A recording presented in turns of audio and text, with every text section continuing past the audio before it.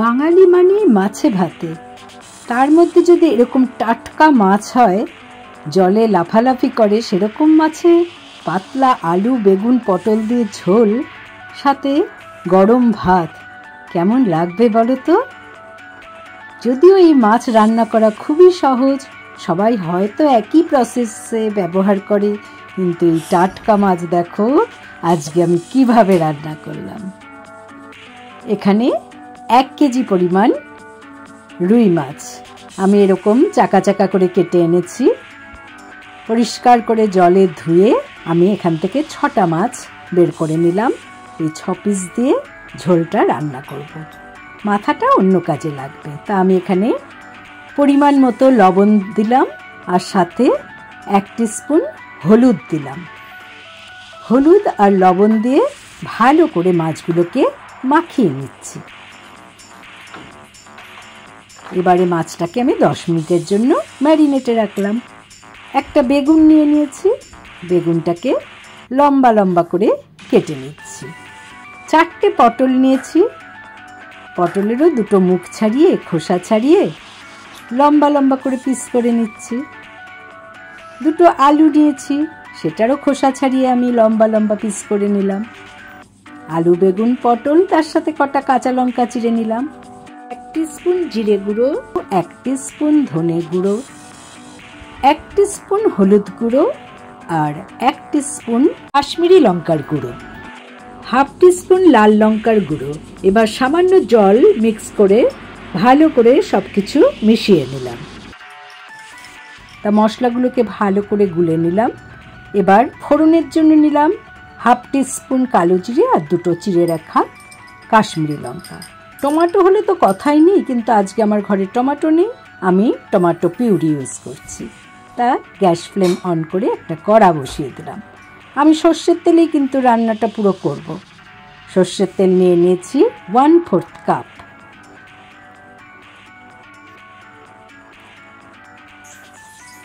এবার তেলটা গরম হয়ে গেছে, একটা একটা করে মাছ ছেড়ে দিচ্ছি।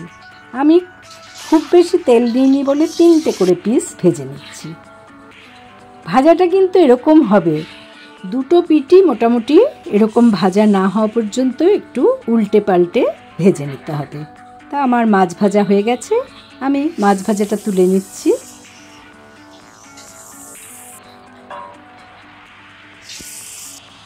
এরকম মাছ ভাজাও কিন্তু গরম ভাতের সাথে খেতে দুর্দান্ত লাগে। আরও 3 পিস মাছও আমি একইভাবে ভেজে নিচ্ছি।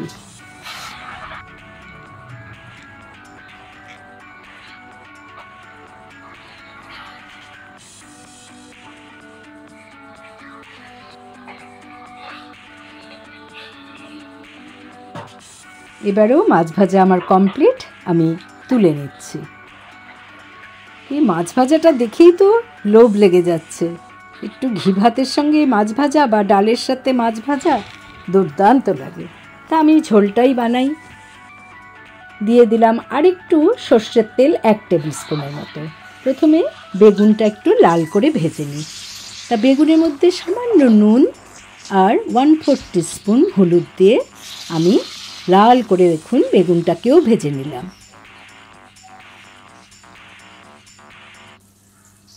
বেগুন ভাজা হয়ে গেছে। এবার যথারীতি আমি বেগুন ভাজাগুলোকেও একটা পাত্রে তুলে নিলাম। আমার বেগুন ভাজা মাছ ভাজা কমপ্লিট। আমি এবার আরও 1 টিস্পুন তেল অ্যাড করে তাতে 2টো চিড়ে নেওয়া কাঁচা লঙ্কা এবং 1/2 টিস্পুন কালো জিরে অ্যাড করে তাতে আলুগুলোকে এবার লাল করে ভেজে নেব।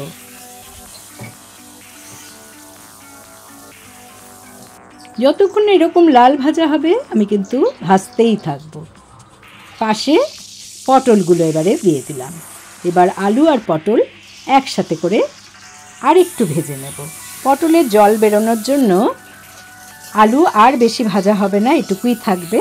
সুতরাং আমি নিশ্চিন্তে ভেজে নিচ্ছি এবং স্বাদ মতো লবণ অ্যাড করে দিয়ে আমি ভালো করে নাড়াচাড়া করে নিচ্ছি। তা আলু আর পটল প্রায় যখন এরকম ভাজা হয়ে গেল, তখন আমি কিন্তু এতে মশলাটা যেটা বানিয়ে রেখেছিলাম অ্যাড করে দেব। আমার মশলা অ্যাড করা হয়ে গেল।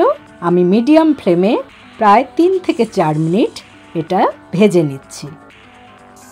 যতক্ষণ না জলটা শুকিয়ে আসবে, মশলাটা পুরো ভাজা হবে, ততক্ষণ আমি নেড়েই যাব। এবারে আমি টমেটো পিউরিটা দিয়ে দিলাম। আগেই বলেছি আমার ঘরে আজকে টমেটো ছিল না, তাই আমি টমেটো পিউরি ইউজ করলাম। এতেও কিন্তু রান্নার টেস্ট খারাপ হয় না। ও গরম জল, হ্যাঁ এই গরম জল কিন্তু রান্নায় দিলে এর টেস্ট আরও ভালো হয়। তা আমি মাছের ঝোলে 2 কাপ পরিমাণ গরম জল দিয়ে দিলাম। 6 পিস মাছের জন্য আমি 2 কাপ দিলাম। এবার কাঁচা লঙ্কাগুলো যে চিড়ে রেখেছিলাম সেগুলো অ্যাড করে দিলাম। ঢাকা দিয়ে দিই, তাড়াতাড়ি ঝোলটা ফুটে উঠবে, কারণ আলু পটল সবই মোটামুটি সেদ্ধ হয়ে গেছে ভাজার সময়। তা 2 মিনিট আমি ফুটিয়ে নিলাম। ভেজে রাখা বেগুনগুলো আমি এবার অ্যাড করে দিচ্ছি। বেগুন বেশি আগে দিলাম না, কারণ তাহলে বেগুনটা নরম গলে যাবে। এবারে ভেজে নেওয়া মাছগুলো আমি একে একে ঝোলের মধ্যে দিয়ে দিচ্ছি। এত বড় বড় পিস যে ঝোলই দেখা যাচ্ছে না, তাই একটু খুন্তির সাহায্যে মাছগুলোকে ঝোলের ভেতর একটু চেপে বসিয়ে দেওয়ার চেষ্টা করছি। আর তাছাড়াও ঢাকা দিয়ে রাখবো আবারও 1 মিনিটের জন্য। তা আমার মাছের ঝোল হয়ে গেছে, আমি এবার সার্ভ করে দেব। কত সুন্দর দেখতে হয়েছে দেখুন, গরম গরম ভাতের সাথে অসাধারণ লাগে এই মাছের ঝোল। আপনারা এই সহজ পদ্ধতিতে মাছের ঝোল বানিয়ে দেখুন। ভালো লাগলে আমার চ্যানেলে অবশ্যই লাইক করুন, কমেন্ট করুন, শেয়ার করুন। নতুন বন্ধুদের সাবস্ক্রাইব করার অনুরোধ রইল। পাশের বেল বোতামে অবশ্যই ক্লিক করতে ভুলবেন না, তাতে যখনই কোনো নতুন রান্নার রেসিপি শেয়ার করব তার নোটিফিকেশন সহজেই আপনাদের কাছে পৌঁছে যাবে।